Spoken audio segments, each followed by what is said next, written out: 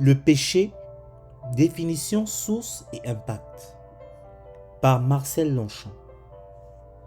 La première chose que Dieu fait lorsqu'il attire des pécheurs à lui est de provoquer chez ceux-ci une conscientisation interne qu'ils sont des pécheurs coupables, perdus et condamnés à la perdition éternelle.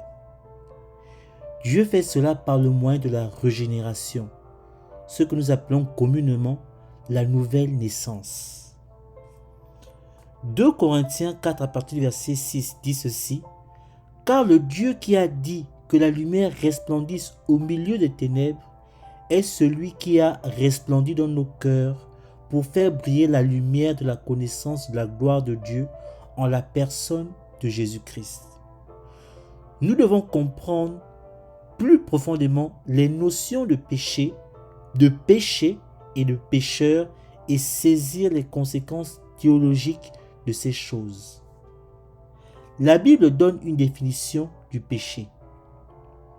Dans 1 Jean 3 à partir du verset 4, la Bible déclare ceci: « Quiconque pêche transgresse aussi la loi, car le péché est une transgression de la loi. » Un péché consiste donc à faire, à dire, penser ou imaginer quoi que ce soit qui n'est pas en parfaite harmonie avec la loi de Dieu. Rappelons que la Bible enseigne que la nature pécheresse de l'homme n'est pas le résultat d'une mauvaise éducation, de l'effet d'entraînement de mauvaises influences et de mauvais compagnonnage. C'est une maladie familiale que nous avons héréditée de nos premiers parents, Adam et Ève. La Bible déclare dans Romains 5 à partir du verset 12, « C'est pourquoi, comme par un seul homme, le péché est entré dans le monde, et par le péché la mort, de même la mort s'est étendue sur tous les hommes, parce que tous ont péché. » Le péché est une maladie qui pénètre dans toutes les parties et les facultés de l'être, c'est-à-dire le corps, la compréhension, les affections, la volonté et la capacité de raisonner.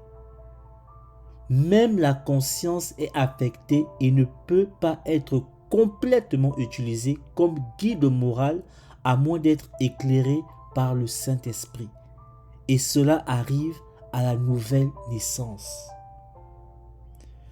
Le péché a un côté tellement séducteur et trompeur que peu d'entre nous le saisissent pleinement. Nous avons tous la tendance à exténuer sa gravité, à l'excuser misérablement, à minimiser sa culpabilité.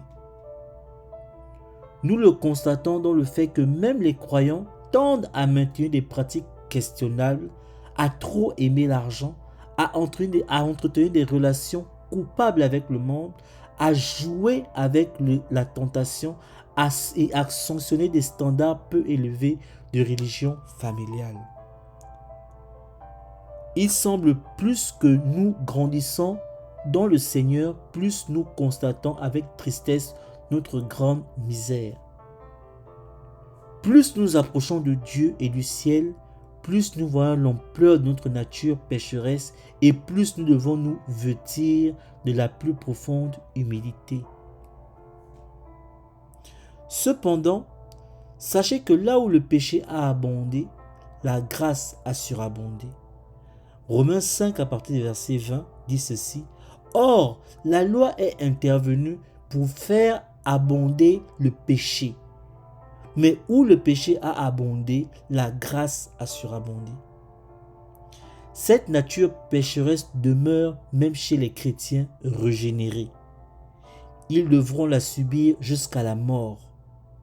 Nous devons cependant savoir que cette nature pécheresse sera vaincue, contrôlée, mortifiée et crucifiée par le principe et la puissance de la grâce.